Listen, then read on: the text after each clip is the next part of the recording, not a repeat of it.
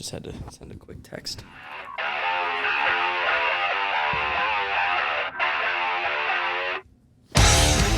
Hello and welcome to the 9th episode of the Backburners. You like how I held that and? No. You don't like that? Nope. I'm going to keep holding it for the rest of the episodes. Okay. Welcome to the 9th episode of the Backburners. I'm Dylan Sherman. And I'm Sam Tiller. We want to thank you for lending your ears for another nonstop hour of sports entertainment. And while we're at it, Fabio, what's up, babe? Nothing much, babe. Well, it's good to hear, babe. This is a really special episode for a couple of reasons. It is. So this is our last episode in this studio space. Shout out to Office Evolutions for letting us conduct our idiocy in this building. We're moving across the street. Isn't that right, Fabio? Yes, indeed. We'll be moving this week. Love it. So expect new studio, more production, cooler set, everything. Everything you want and more.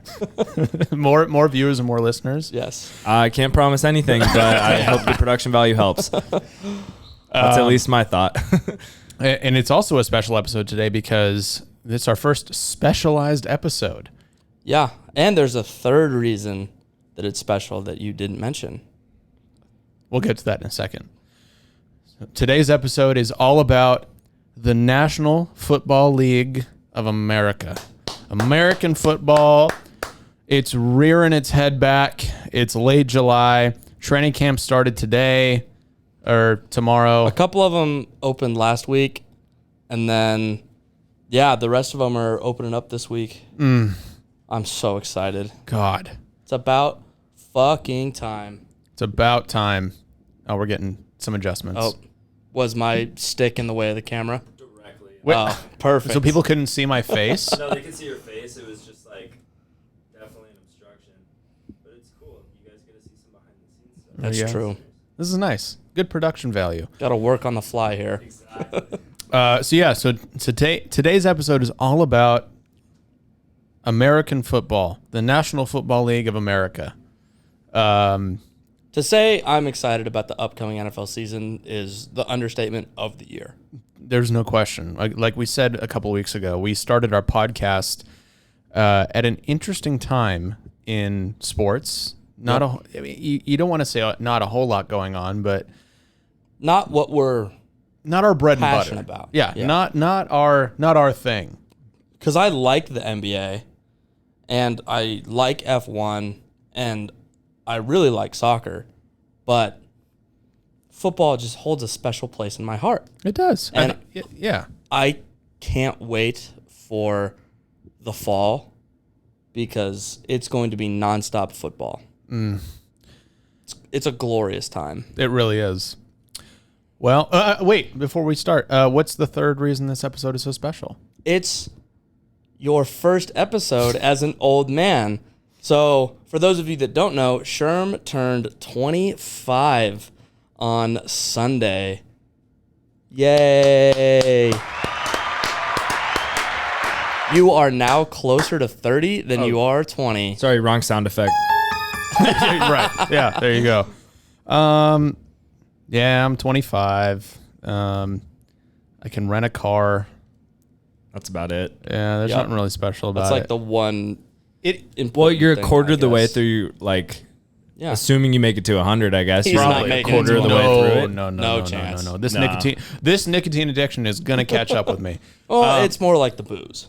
Yeah. I hit my Liver quarter life failure. crisis at 15. It's interesting. Like I was thinking about this earlier. Like throughout our lives, we're always told that like we're supposed to act our age. Like, you know, when you're like 8, you're like, oh, grow up. You're 8 years old. It's time to be a big boy. Yeah. When you're 13, it's the same thing. And 15, 18, 21. Like I'm no longer a kid.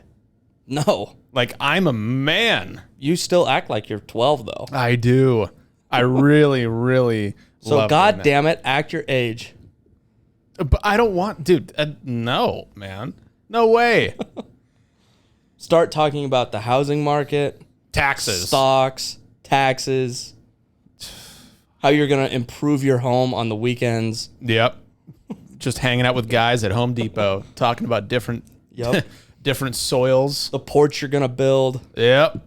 Different projects around the house, deciding what lawnmower I'm going to get. You know, I like this Honda. Yeah, we'll see. Yeah. You can officially start asking young people, what do you want to do when you're grown up? That's right. That's right. And I can start weather chats.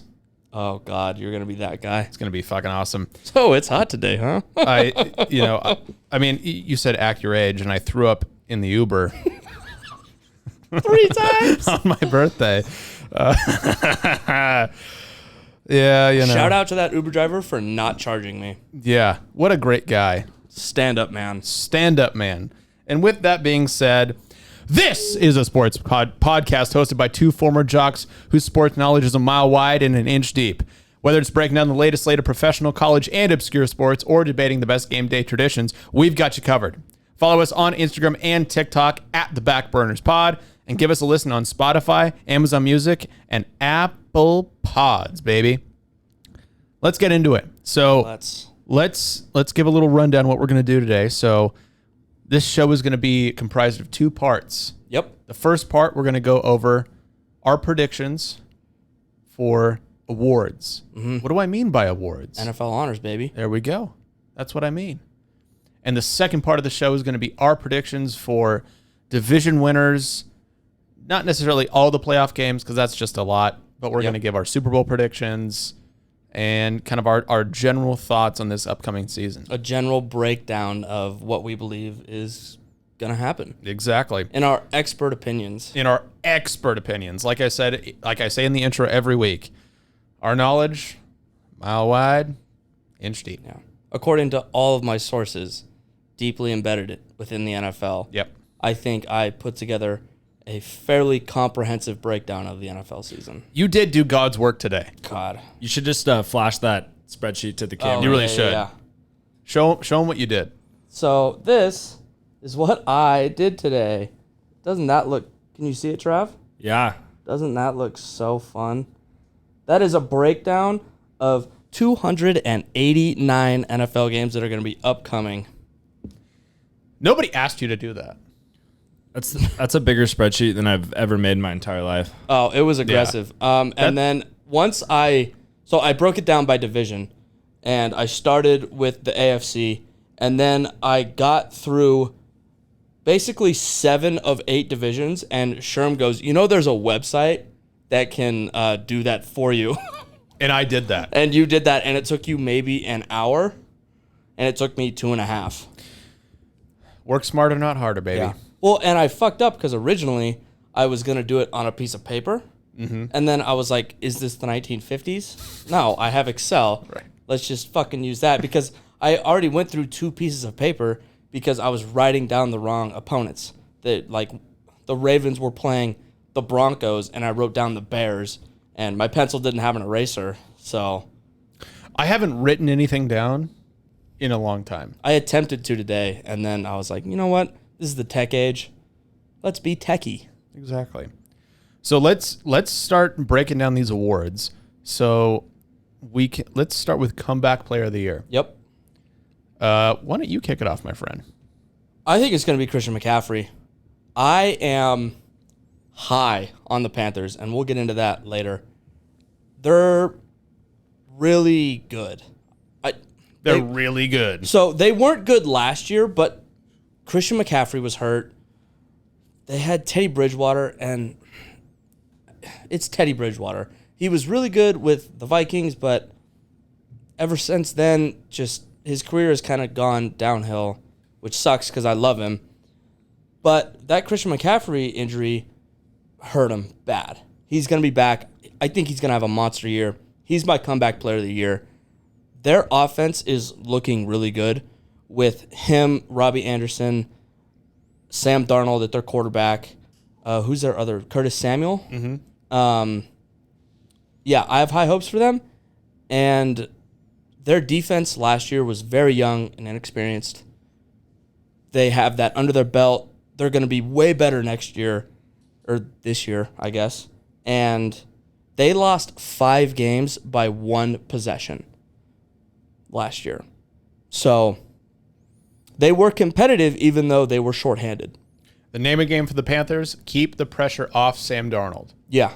Well, that's easy to do because for the first time in his career, he's going to have competency. Yeah, competency. And he has players around him. Finally. He has a top 3 running back in the league that... You could say...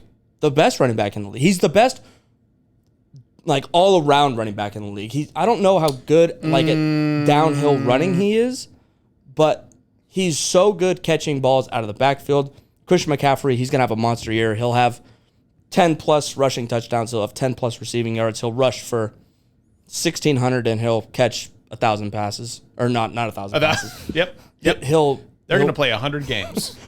He's going to receive 1,000 yards. He'll probably have 80, 90 receptions. He's my comeback player of the year. I think he's going to have a monster year. That's a solid pick. I went a different route. I chose Dak Prescott. I think I mentioned this in an earlier episode. Because I asked you in one of the most likelies. That's right. So this is a man who's adored by the entire NFL. And I don't care if you hate the Cowboys like we do. He's such a good guy. He's talked about his, vulnerability with mental illness, and he's just a genuinely good person playing for a horrible, terrible team. He suffered an unbelievably brutal injury. Yeah. And, he plays for one of the most covered teams in the NFL. And I think the most covered team. The most covered team. And I think everyone wants to see him succeed. So I think even if he has a decent year, I think just with his injury and the way it happened, the brutality of it all, I think it's going to be Dak Prescott. Yeah, it's going to be one of those two. Yeah, I think so. It's hard to argue with that because he is a very likable guy. Even if the Cowboys are the most, probably outside the Patriots, the most unlikable franchise in football. Steelers. Yeah, but Dak, if you don't like Dak, what the fuck is your problem? Yeah. He's a great guy. And, I'm not a fan of him because he plays for the Cowboys. But when that injury happened, the entire NFL world was like, God damn. Mm-hmm. You just hate to see that happen to a fantastic player. Yeah. And he was having a monster year those first 6 weeks. He was putting up MVP numbers. He was.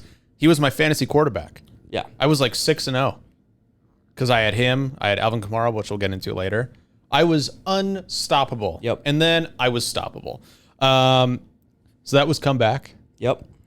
What about D-Roy? I'll kick it off here. Jamin Davis of the WFT. Is he He's a linebacker. Linebacker? Okay.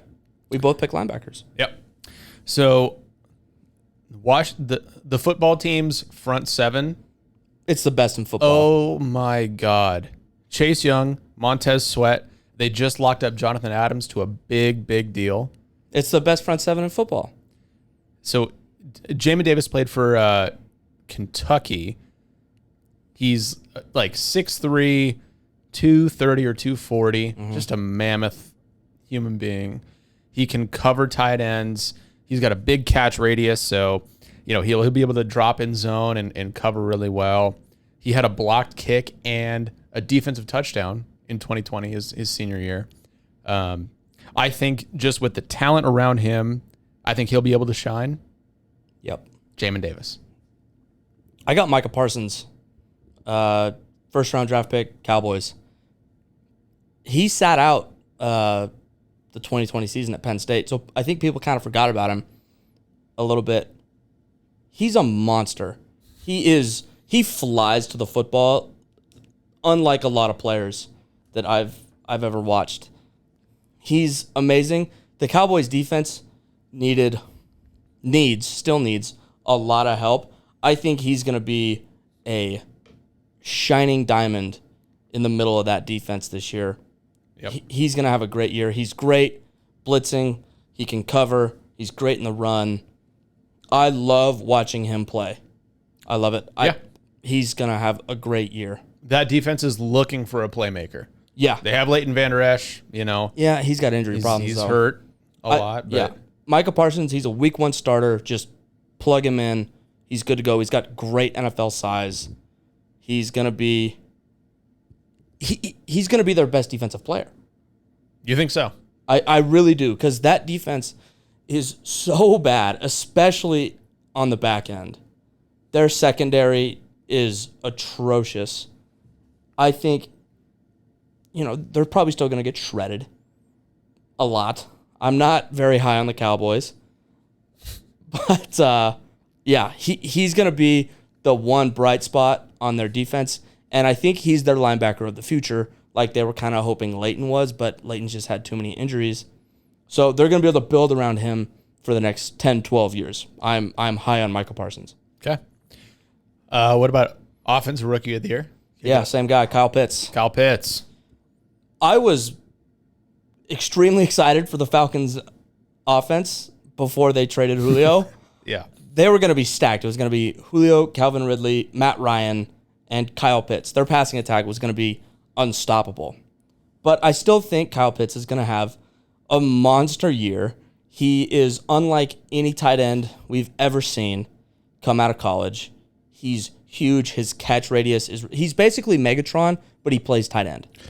Yeah, he's one of those interesting guys where we haven't seen a lot of this kind of body type where he can be considered a receiver and a tight end at the same time. You can say Kittle is but he's not as thick as him. Right, he's not as thick as Kittle, but he's got the hands of Kittle. Yeah. You can say the same thing with Gronk. Gronk's, a big body, but he's got great hands. But his explosivity and, he looks like he was created in a goddamn lab. Yeah. Somebody was like, I'm just going to take the best parts of human anatomy and put it in one guy. I know this is not a great comparison, but the one player that comes to mind when you look at Kyle Pitts is Aaron Hernandez, because he was that slot tight end, and then the Patriots would put Gronk on the line. So he's not going to help them in the run game because he can't block. But in the red zone, he is going to be one of the best threats in the NFL.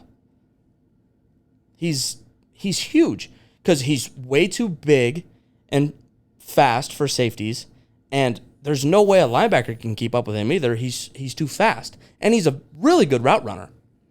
My NFL, so your NFL comparison was Aaron Hernandez. Yeah, and it's not it's not a great comparison just because of the persona that Aaron Hernandez. I guess not the persona. Murder.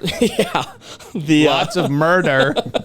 The baggage that comes with Aaron Hernandez, but I'm saying the body type and how they're going to implement him into their offense is going to be Aaron Hernandez-like, I think, because Aaron Hernandez, again, he was that long, slender body who had a crazy catch radius, and he was a menace in the red zone. You could also argue Shannon Sharp. Yeah, I never saw Shannon Sharp play. So similar body type, similar kind of explosivity. So we agree on Kyle Pitts being O'Roy. Yes. The rookie of the year. Yeah, I could also see one of the Alabama receivers, Jalen Waddle or Devontae Smith, but the committee's still out on Tua, and I don't even know who Jalen Waddle got drafted by.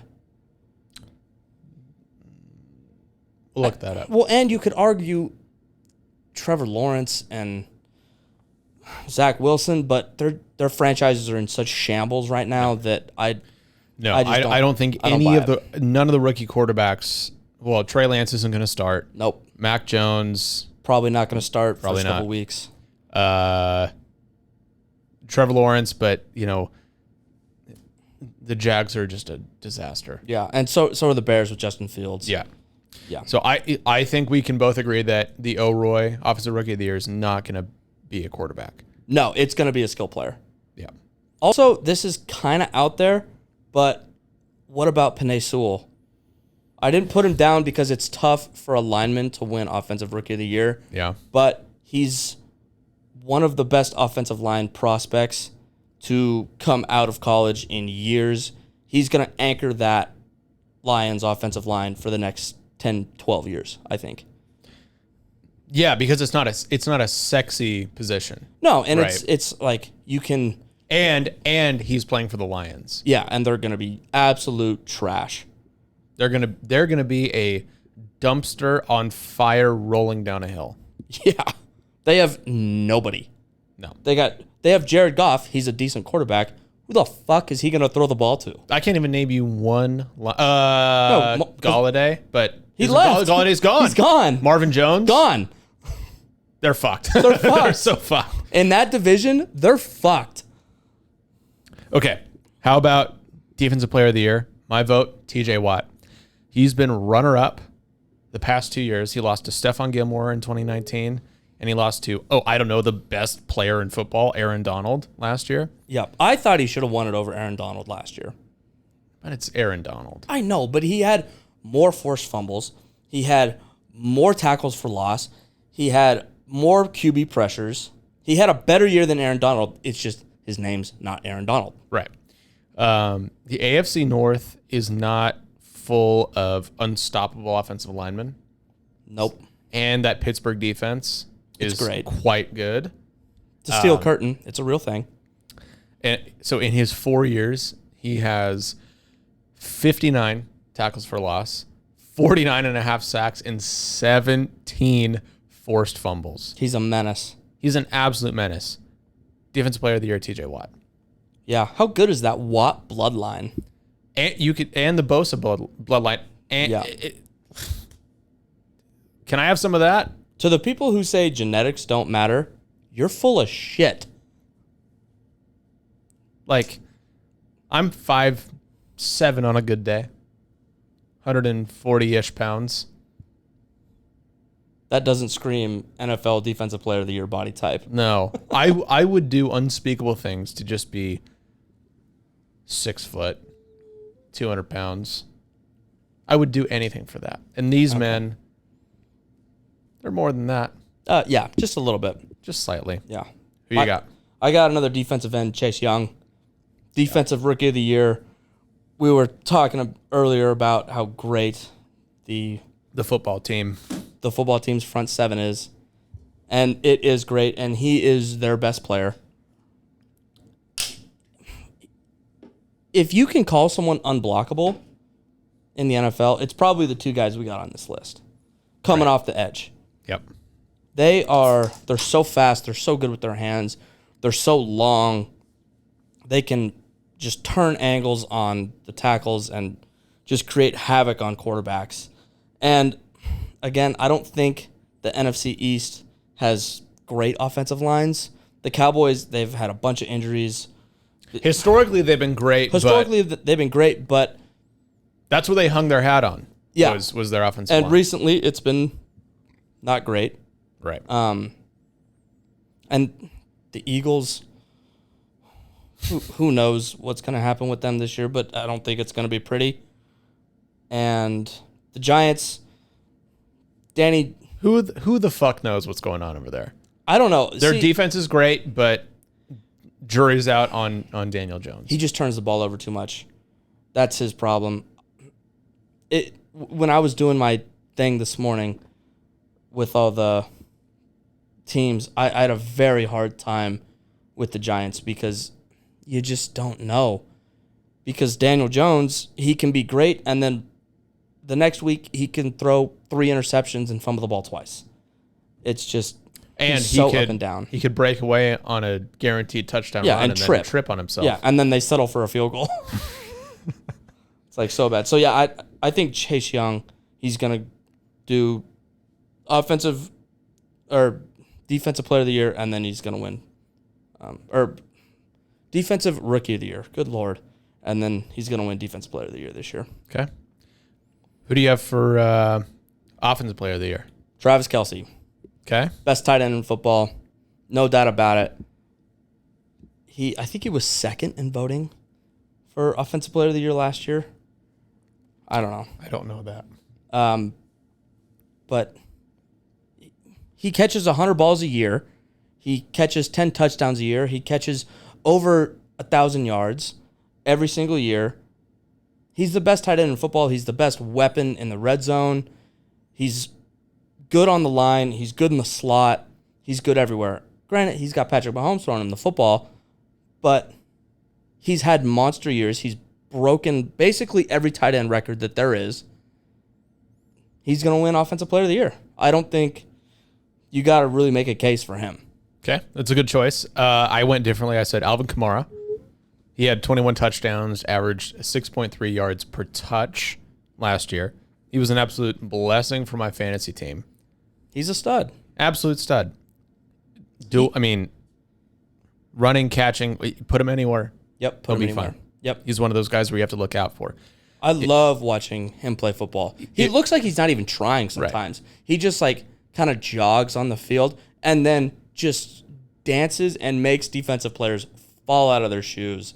And they're like, where the hell did that guy go? His acceleration is so fast. He's nice with it. Yeah. He's saucy. So it'll be interesting to see that quarterback competition because you have Jameis and you have Taysom Hill. Now, everyone in the city of New Orleans is, Taysom Hill is the second coming of whatever God you may choose to pray to. You also have Jameis, who loves throwing interceptions. He's a big fan of throwing picks. And eating W's. That's a W.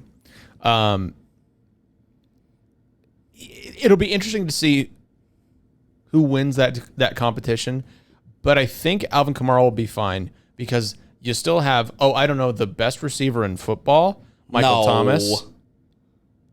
What?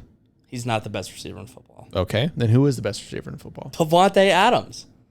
Davante Adams can run more than a slant. That's for another day. Regardless, you still have Michael Thomas, who you need to put two people on. Yeah, I mean, I'm not saying he's not a great receiver. No, he's just not the best receiver. That's not the argument. I'm saying for Alvin Kamara's sake, you still have to at least put a corner in a safety. You still have to bracket him. Yeah. It's really pick your poison between Alvin Kamara and Michael Thomas.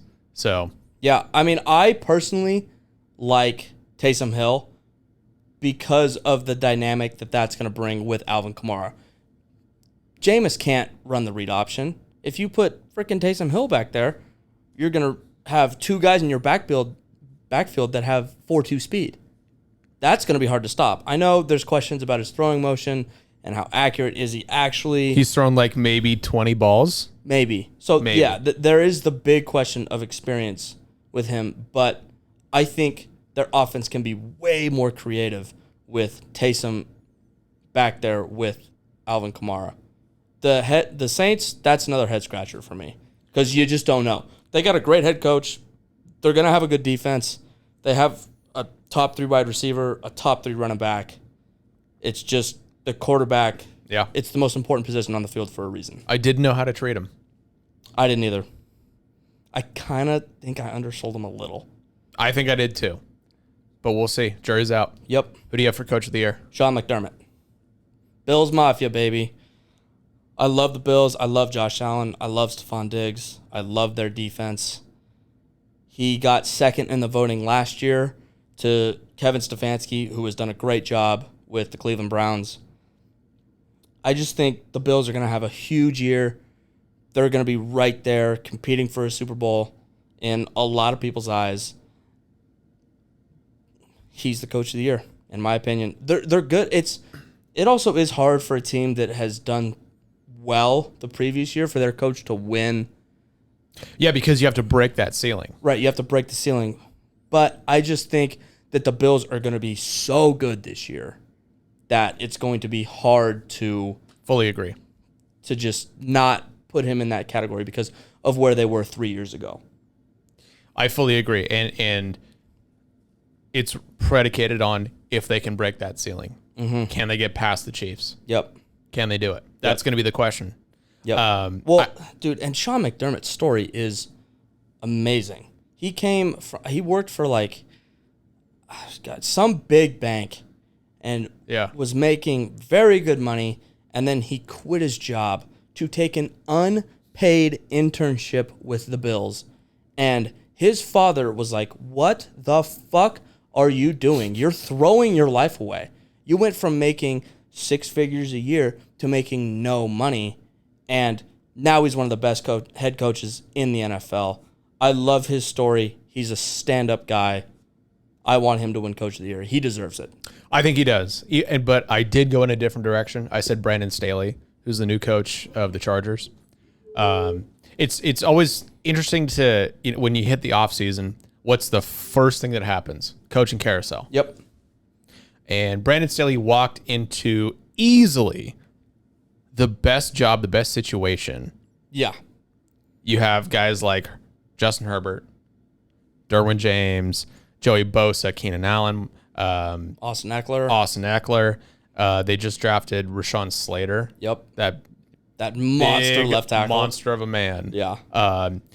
General manager Tom Telesco made some unbelievable moves this offseason, and it was a great example of a team addressing their needs in the right way. What was their biggest problem? Blowing leads. But it was because I think their biggest problem was their offensive line. I thought their biggest problem was defense because Herbert had a great year, and he had a great year. He would keep it close, and then he'd drive down the field. They take the lead, and then lo and behold, they lose the fucking game. Sure, you could absolutely argue that. I think the biggest problem was how much pressure Justin Herbert was under, and it was miraculous that he still had the year that he had with the offensive line that he had. It proves how good he is. Right. But they addressed the needs. They signed the best center in football, Corey Linsley, the first day of free agency. I forgot he went to the Chargers. That's huge. They gave him a lot of money. He gave up 4 pressures on 437 pass block attempts last year. Yeah, he's great. Unbelievable. He's been protecting Aaron Rodgers for years. They signed Matt Filer, who's a great swing player. He could play guard. He could play tackle. And you got Rashawn Slater protecting his blind side. I think I'm high on the Chargers this year. So am I. Let me see what I have them going as. Revis is going to love this. You are way higher on them than I am. I am so high on the Chargers. It is ridiculous. Like, I like them. I think they're going to be really good, but you're outrageous. I had the Chargers going 12-5. It's insane. It is insane. We can call it a hot take. I think that they won 4 games last year. 4 or 5. 4 or 5. I don't know. You have them flipping their record. I do. It's so hard to do. It's so damn near impossible. We both predicted every single game for next year, and shit just happens like that. I'm just high in the Chargers. I think they address their needs responsibly. I think it's Brandon Staley, Coach of the Year. Now we get to MVP. Yep. I have Josh Allen. That's a solid choice. Josh Allen. So right now he's 3rd in the odds right now, according to with DraftKings. He's plus 1,000. There is no hotter team in the NFL than the Bills. No. And he is proving that you can be a dual threat quarterback with no durability issues. Yep.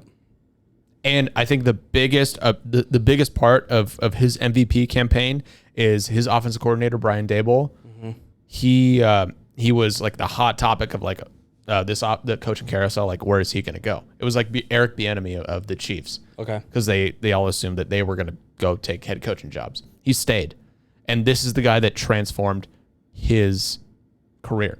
Josh Allen. Let me just read you his stats. Oh, Josh Allen. His growth. His first 3 years in the league is unlike anything we've ever seen in the NFL. Unbelievable. So, rookie year 2018, he didn't play all the games. 52% completion percentage. That's not good. 52. Not good. 10 touchdowns, 12 picks. Yeah. Bad. 2019. 58%. Better. 20 touchdowns, 9 picks. This last year, 69% completion percentage, 37 touchdowns, 10 picks. Yeah, a lot of it has to do with Stephon Diggs. He got one of the top 10. He got his guy. He got his guy. They are buddies. They love each other. It's great.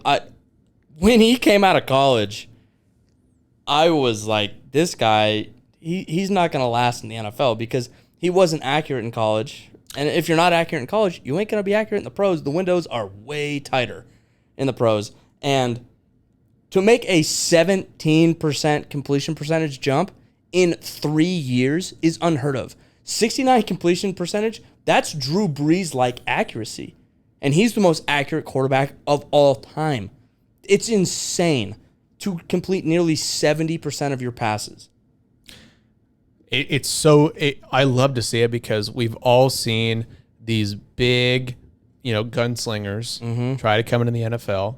They're known for their arm. They're known for their power. Their velocity, how they throw the ball, and they fizzle out. You have Brock Osweiler, who's a big boy, who could sling the rock, and he was too big. He was too big, but he was coming out of college. It was like, who's getting this guy? 6'7", he could see over the line. He could throw the ball. Nice spill, good spill. Thank you. Good fumble. I love watching him play. I love how the city of Buffalo has embraced him. He's going to be their guy for a long time. I don't think he'll ever leave Buffalo. I don't think so either. And he will bring a ring to that city. Yes, he will. This year. We'll get into that. This year? We'll get into it. MVP Josh Allen. Yeah, everything we're picking, it's hard to disagree with any of these picks, really. And this isn't I disagree. No. I mean, this is arguably the most agreeable we've ever been. Yeah, it's just take your pick at this point. You like players, you think they're going to have big years, and everybody we've named so far is just a great player. Everyone is worthy of the award that we think they're nominated for. Yeah, absolutely. And it is so hard to pick against Josh Allen. He's probably my second choice. I was deciding between Josh Allen or Justin Herbert, who was my pick, and I decided I'm going to go with Justin Herbert because, God damn it, I stick to my guns. And my hot take in episode 2 or 3 was Justin Herbert is going to win MVP. He's going to throw for 40 touchdowns, 5,000 yards. He's going to lead the Chargers to a playoff run. That was my hot take. And so I said, you know what? I'm not going to back down. I'm doubling down on this. Give me Justin Herbert for MVP. And Patrick Mahomes won his MVP second year. Lamar won his MVP second year. I think Herbert is going to be on the same track as those guys. He's going to have a monster year. Mike Williams, Austin Eckler, Keenan Allen. If they can stay healthy, they are going to cause people... They're going to the moon. They're going to cause people a lot of problems. They lost a lot of close games last year. They lost by one possession the first time they played the Chiefs. They took the Chiefs to overtime the second time they played them. They lost to the Raiders twice by one possession. They should have won both those games, but they just couldn't finish it out. With second year, more experience, there is not going to be a sophomore slump for Justin Herbert. No sophomore slump. No sophomore slump. He's my MVP. Okay. Well, that concludes awards. Yes, it does. Now we're going into the real meat of it. The real meat. So, do we want to just name division winners and then kind of break down how we're feeling? Yeah. Let's name each division winner because we have it broke down by each one.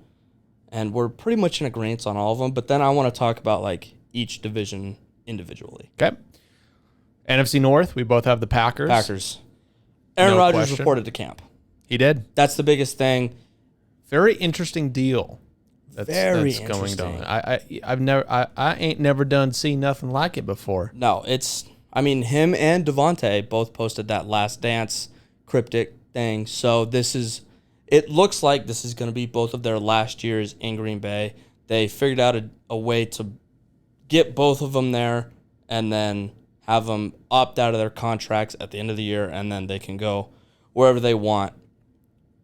It's interesting, though, because it's going to be a very weird dynamic in Green Bay, knowing that they're not going to bring back Aaron Rodgers.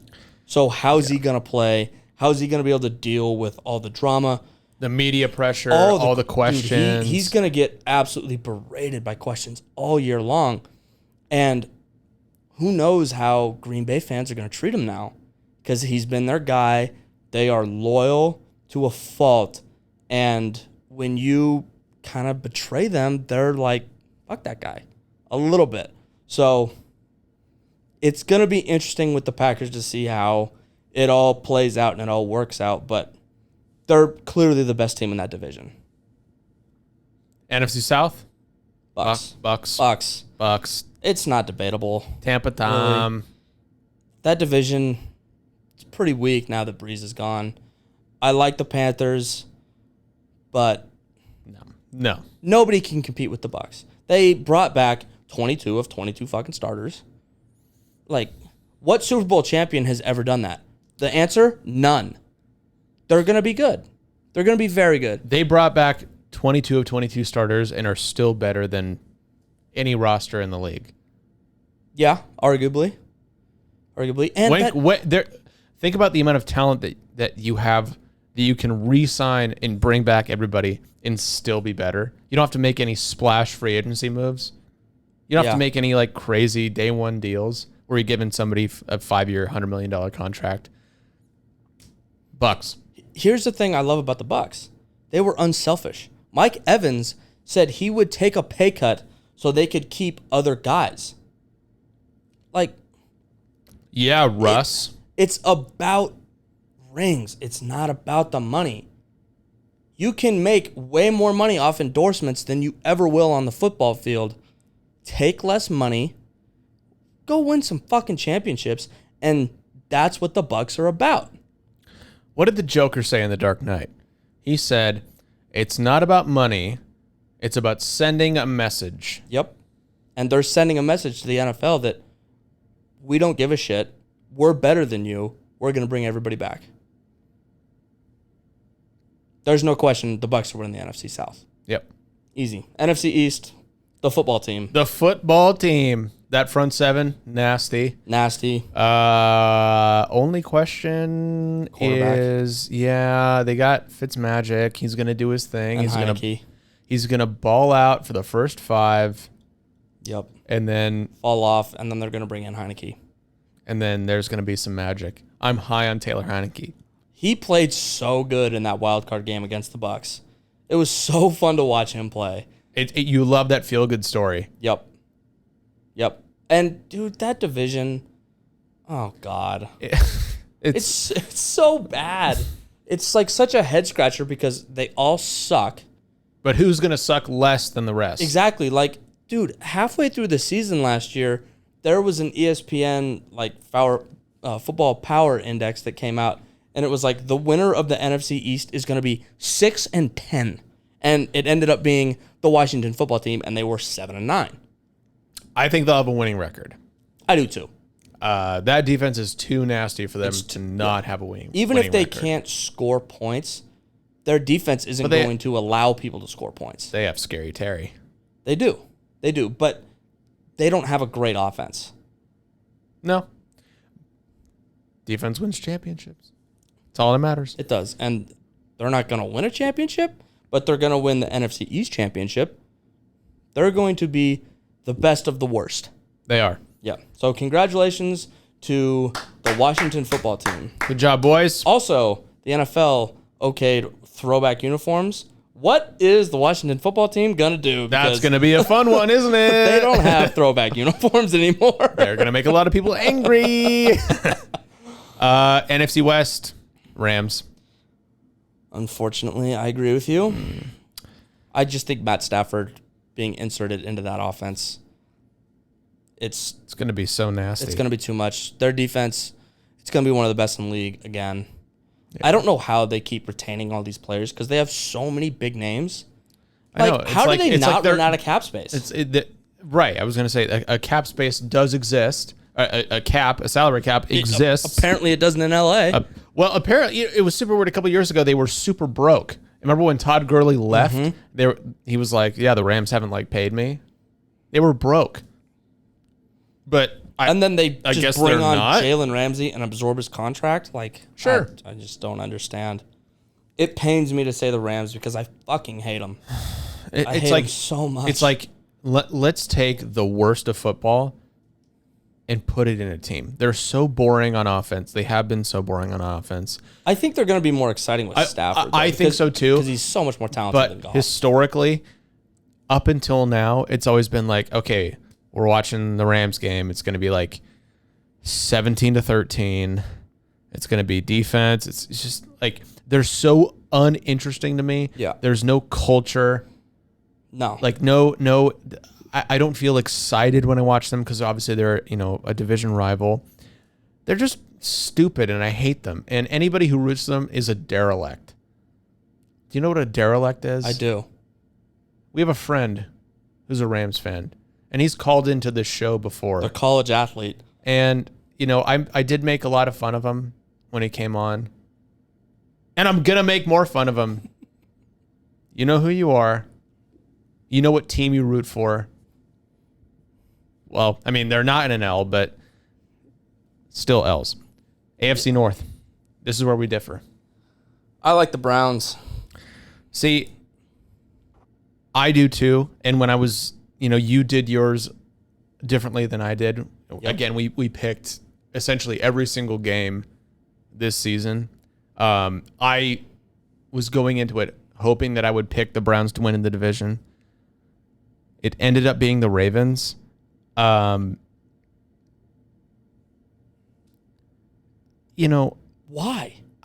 I don't know. It just kind of happened. The Browns' defense is probably the best in that division, and their run game, it's unbeatable. Baker is a competent quarterback. They got weapons. OBJ just cleared the PUP list, so he's good to go. He's going to be back. He's going to be clear to take dookies in the chest. Yeah. I love the Browns. They were really close to winning that division last year over Pittsburgh, and then they lost to the Jets or something in week 16. It was just bad. I lost a lot of money on that game. They were so close last year. They're going to do it this year. The Steelers are going to be bad, I think. The Bengals are going to be the Bengals. What the fuck is new? And I love Lamar, but when you can't throw more than 3 routes in the NFL, I just don't know how successful you're going to be. Yeah, this one was a weird one for me because going into it, I was okay, hopefully it is the Browns. But it ended up being the Ravens. I don't really want it to be the Ravens. I want it to be the Browns because they're so fun to watch now, and they have so many weapons on offense, and that defense is nasty.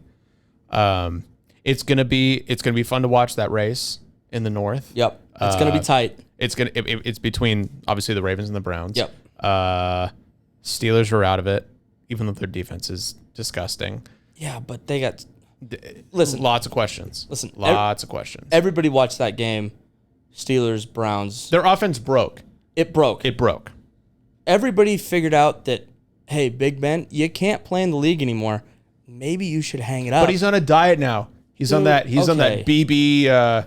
What is that? 7? That TB12 diet, baby. No, it's Big Ben. It's that Big Ben 7 diet.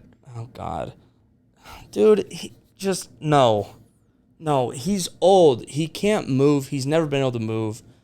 Ben in his heyday, he could run the ball. Okay, Ben was great because he was so big that you couldn't physically take him down. It would take 2 defensive linemen to bring him down. It was like tackling a garbage. It was like tackling a garbage can full of water. Yeah, it was impossible. He was just so big and so strong in the pocket that he would just throw defensive linemen off of him and then deliver darts. But he just doesn't have the strength and the arm power to do that anymore. And you saw that in the playoff game against the Browns. I wish he would have retired. They lost Marquise Pouncey. He's been the anchor of that offensive line for years. It'll be interesting to see how Najee Harris changes things. But I don't like their offensive line. So if they can't run the football, he's not going to be a factor because he's not a great receiving back. He's a downhill between the tackles running back. We'll see. The AFC North is going to be a fun one to watch. I have the Steelers. What's my record for the Steelers? I have them going 7-10. I am not high on them at all. And they could be worse than that because I have them beating the Chargers. You have them beating the Chargers? I have them beating the Chargers. And I have them winning one game against the Browns. I have them splitting that series against the Browns just strictly because it's division rivals and you just never know with those games. So more usual than not, division rivals go 1-1 against each other. Right. So that's the only reason. AFC East, Bills, no question. No question. The Dolphins, they're going to be better this year. They'll be better. For sure. But the Jets and who else is in that? Jesus. I should know this. Patriots. The Patriots. Yeah. Fuck the Patriots. No. Cam can't throw the ball. He's garbage. But he's really good at Instagram. He's really good at wearing bonnets. It'll be interesting to see with the AFC East. Is this Tua's make it or break it year? I know it's his second year in the league, but I mean, he was touted as the guy, and he was not the guy last year. No, but the Dolphins handled that situation so bad because they started Fitzmagic, and then when they switched to Tua, they didn't switch to Tua. They kept throwing Fitzmagic in the fourth quarter, and then every week it was like, who's going to start for the Dolphins? I don't know. Is it going to be Tua? Is it going to be Fitzmagic? And they just fucked with his head. When you make a quarterback switch, stick with it. Even if you're not winning as many games with your younger guy as you are with your veteran, when you make the switch, you have to stick with it. You have to build that confidence in your rookie quarterback. You have to. And I think they fucked up last year. He's their guy this year. I like him. I don't love him. It's same. It's a like, don't love. Yeah. Until he proves that he can stay healthy and that he can be the guy, I'm going to stay very cautious on Tua. AFC South, we differ. I said the Titans. I like the Colts. You add Julio Jones. Yep. I mean, Julio Jones, Derrick Henry. You do have Ryan Tannehill throwing you the ball. And they got A.J. Brown. And A.J. Brown. This one is also going to be a fun one. Yep. The Colts. I'm not as high on the Colts as you are because I'm not as high on Carson Wentz. Yeah. But I think, and Titans. All right. I'm not high on the Colts. Here's why I'm high on the Colts. When the Eagles won the Super Bowl and Carson Wentz was their quarterback for 15 games, he was putting together an MVP-like season. And who was his offensive coordinator? Frank Reich. You want to know who the head coach of the Colts is? I forgot. It is Frank Reich. He had his best year under Frank Reich in Philly. When Frank Reich left, he had a massive downfall. I think him when the Eagles basically said that Jalen Hurts is going to be their guy, I immediately wanted Wentz to go to the Colts because of Frank Reich. Because I think he's way more talented than he was able to show in Philadelphia. They have not been healthy in years. They were playing games with one active wide receiver on the roster. They were running 3 tight end sets because they didn't have anything else. Their offense was so limited, and he had no one to throw the ball to. Granted, I don't love the Colts supporting staff, but him and Frank Reich clearly work well together. I'm excited to see what he can do. They were good last year with Phillip Rivers. With Phillip Rivers, and they almost made the playoffs. I think obviously it's an upgrade in the quarterback position, I think, because Phillip is old. He couldn't move. He's not as accurate as he used to be. I've never been a huge fan of Phillip Rivers. Dang nabbit! God, go have more children, dude. So yeah, I love the Colts. I don't have the Titans doing super well just because I don't really trust their defense. And I'm not super high on Tannehill. I know. He's a head scratcher. I don't love him. I think he's one of the definitions of game manager in the NFL. He's not going to take the top off of defense. He has to have great weapons and a great run game, which he does around him to help him win football games. I like the Titans. I like the Colts a little more because of that combination of head coach quarterback. Yeah, I think the Titans are gonna do the same thing they've done the past few years. They're gonna be pretty good up until about week 13 or 14. Yep. Defenses are gonna be tired. They're gonna be hurt. They got to tackle the king, Derrick Henry. They won't be able to do it. They'll sneak their way into to the division lead. They'll make it in the playoffs. That's their formula. It works for them, and they also add Julio Jones. Here's my issue with their formula. The reason they haven't been able to make like crazy deep playoff runs is because by the time they get to playoff time, Derrick Henry's tired. When you hand the ball to a guy 200 times a year and you're adding another game, so that's another 30 touches for him, he's gassed and he's beat up.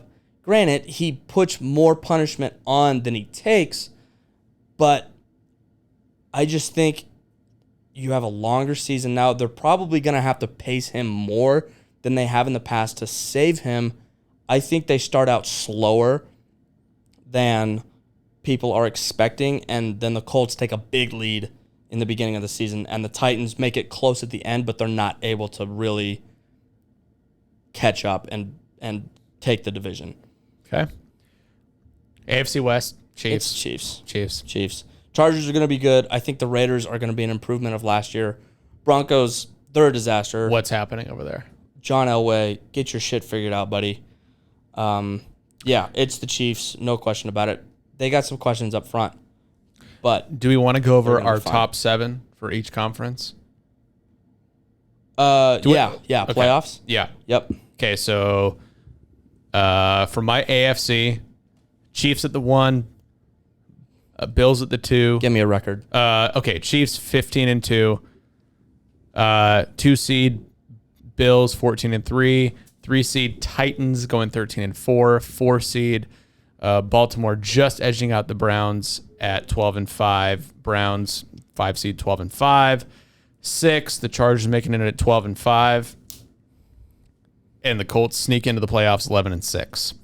For my NFC, the Packers go 15-2. That's so bold. The Rams 2 seed at 13-4. 3 seed Tampa Tom and the Bucks at 13-4.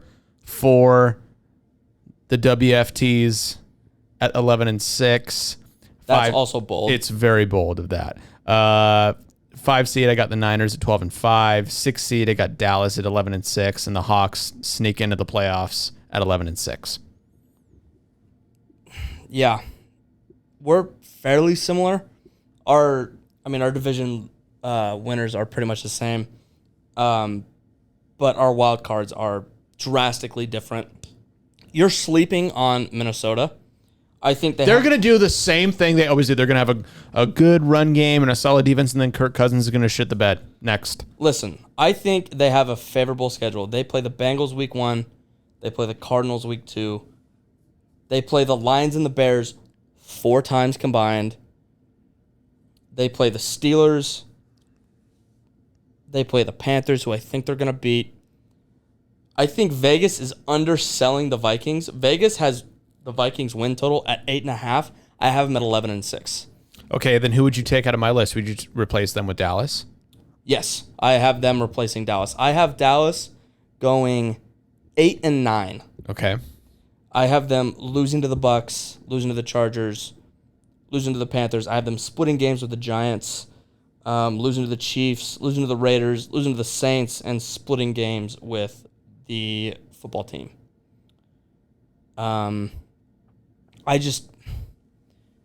It doesn't matter how many points they put up. They are not going to be able to stop people. If you have a somewhat good offense, you are going to shred them. That's why they're going to lose to the Chargers. That's why they're going to lose to the Chiefs. That's why they're going to lose to the Saints. That's why they're going to lose to the Raiders.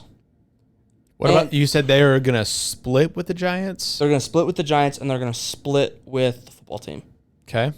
And you could argue that the Falcons are also going to beat them because the Falcons have a good offense.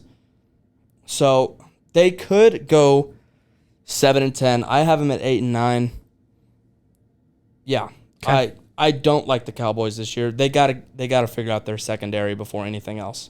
Okay, who do you have for your AFC seedings? All right, AFC, I got Chiefs 1 at 15-2, and I got the Bills in the 2 seed also at 15-2, but the Chiefs are going to hold the tiebreaker because they play each other in week 6, and I think the Chiefs are going to win that game, so they're going to own the tiebreaker over them. That's a high win total for both those teams, but I think they have a very favorable schedule, and they both play in pretty favorable divisions. And then their out-of-division schedule isn't super, super tough. Then 3, I got the Browns at 14-3, just edging out the Ravens at 13-4 for that division. 4, I got the Colts at 11-6. 5, I got the Ravens at 13-4. I think they're going to be a scary, scary wildcard team. They're probably going to beat the Colts in the first round, and then that game against the Chiefs is going to be entertaining. Titans at my 6th seed at 10-7. I just think they have a tough schedule. They play the entirety of the NFC West. I have them losing to the Hawks, losing to the Rams, and losing to the Niners. I just think that's a very hard schedule for them. And then at 7, I have the Chargers at also 10-7. This was tough, choosing between the Chargers and the Dolphins. Yeah. I just think that they're just going to edge it out in the final weeks. I have them going on a 1, 2, 3, 4. I have them going on a 6-game win streak, basically to end the year. Because they play the Broncos. They suck. The Bengals, they suck. The Giants, that's tough. I have them winning their game against the Chiefs at home. And then they're going to beat the Texans because they're going to be the worst team in the NFL, and it's not even close. And then they play the Broncos again. And then week 18, they're going to play the Raiders. I have them splitting that series, and I think they're going to lose that final game of the regular season. But I think the end of their schedule is pretty favorable. The beginning is tough because they play the entirety of the AFC North. Mm-hmm. They start with the football team, then they play the Chiefs, or then they play the Cowboys, then the Chiefs, then they go Raiders, Browns, Ravens. I think they lose both those. So it's going to be an up and down year for them. I think they start slow, but they're gonna pick it up quickly.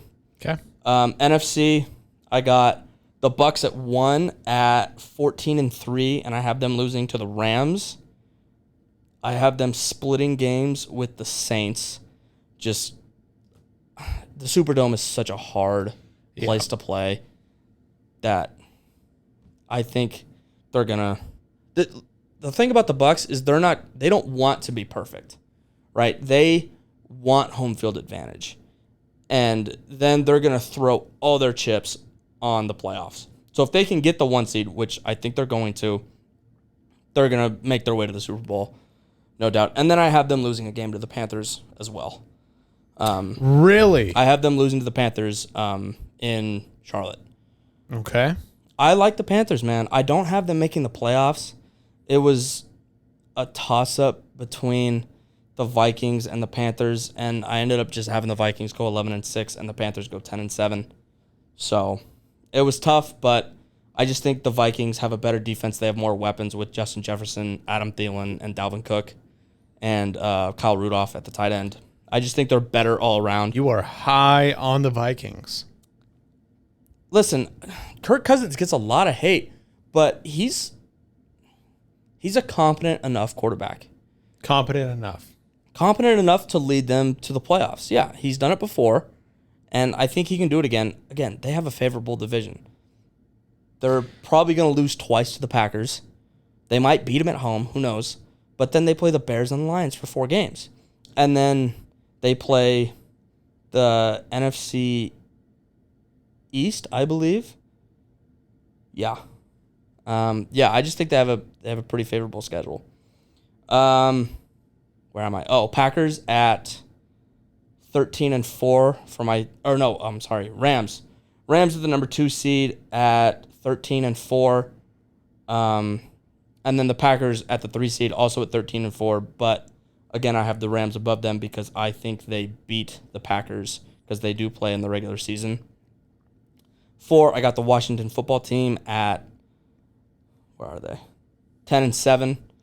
Again, favorable division. So you said that I said the football team's going 11-6, and you said that was bold. You have them 10-7. That's 1 game.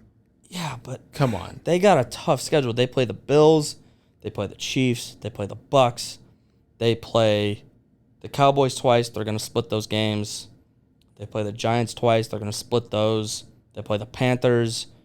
They play the Raiders. They play the Chargers. Their defense is good enough to win them a bunch of games.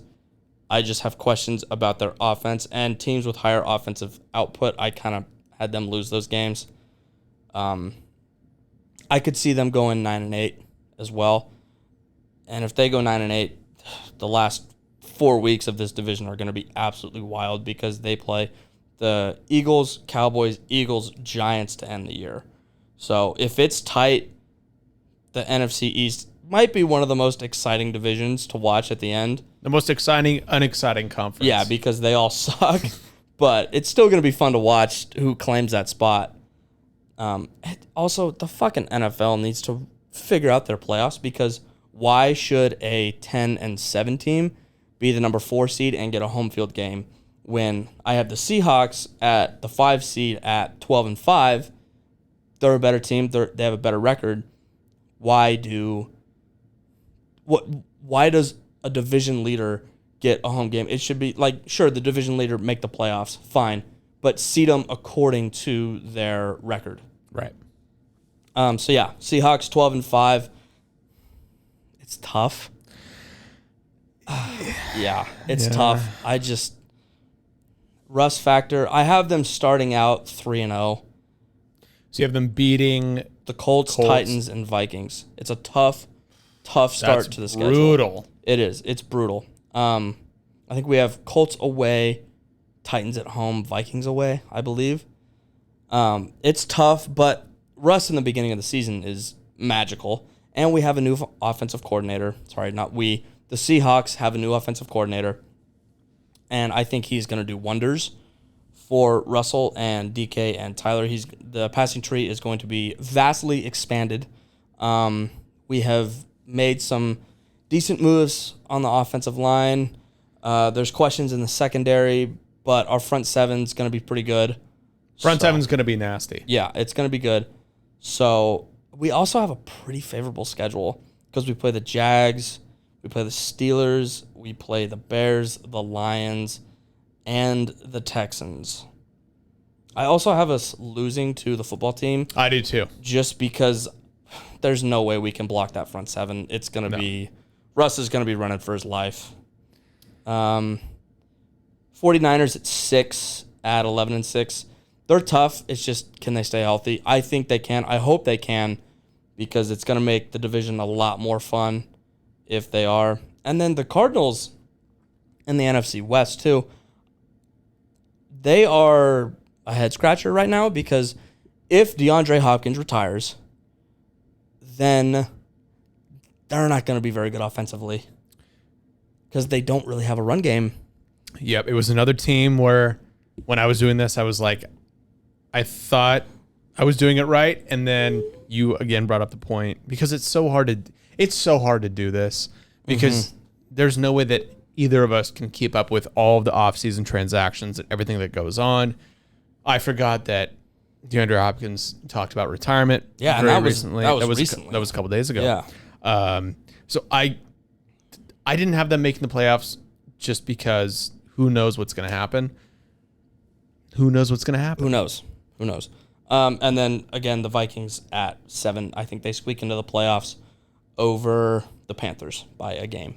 Okay, let's get to Super Bowl. Super Bowl, yeah. This is running long. Super Bowl, I got Bills versus Rams, which I hate to admit it, but I do think the Rams with their defense, because defense is what matters in the playoffs. And I think it's going to take some time for Matt Stafford to get rolling, but once he gets 20-ish games under his belt, they're going to be fine. McVay's offense is very sophisticated, so I think he's going to do great in it. I got them coming out of the NFC, and then I got the Bills coming out of the AFC. I think they edge the Chiefs in what is going to be an amazing AFC championship in Arrowhead. It's going to be fantastic. And then I got the Bills beating the Rams. Bills Mafia all the fucking way. Let's go. They deserve a championship after losing 4 in a row. Yep. Way back in the day. I'm a little different. I got Bucks Bills. Mm-hmm. I had the same exact championship games as last year. I had the Bucks, Packers, Bills, Chiefs, except I have the Bills beating the Chiefs, most in Arrowhead. Bills Mafia. It's time. It's time to start celebrating. It's time to start celebrating. Go break some tables, baby. Light them on fire and then jump on them. Yeah. If Buffalo wins a championship, It's going to burn to the ground. It's going to be like the city of Atlantis, where it's going to be like, hey, you ever heard of Buffalo? Oh, that city that's underwater. Yeah, it's going to be crazy. They are one of the most passionate fan bases in football, and they're a bunch of crazy motherfuckers that live up there in upstate New York. They're nuts. And, I mean, you got to be nuts when you live in Buffalo because that place is kind of a shithole. Wow. Okay. But Bills Mafia, I love you. You're one of the most entertaining fan bases in the NFL, especially when you tailgate. Good Lord. Go shovel some snow for them playoff games and break some tables. That's a beautiful concluding message. And with that, that concludes this episode of the Backburners. Shout out to my co-host, SpongeBob Squarehead. You can't use that 2 weeks in a row. Yes, I can. I'm going to start using it. It's going to start being a staple. Shout out to SpongeBob Squarehead. Shout out to Fabio. You didn't talk much today, bud, but that's okay. Don't know much about the NFL or. It's okay. I'm more like the topics centered around sports rather than the details, Yeah. And let me tell you, we're going to start talking about football a lot more. Oh, I'm ready. It's going to be in depth. So you might want to read a few ESPN articles. I can do that. Good. Brush up on my ESPN. Please do. Make sure to follow us on Instagram and TikTok at The Backburners Pod and give us a listen on your favorite streaming service. We're The Backburners, and we'll whisper sweet nothings in your ear next week. See ya! Football's back, baby. Football is back, bitch!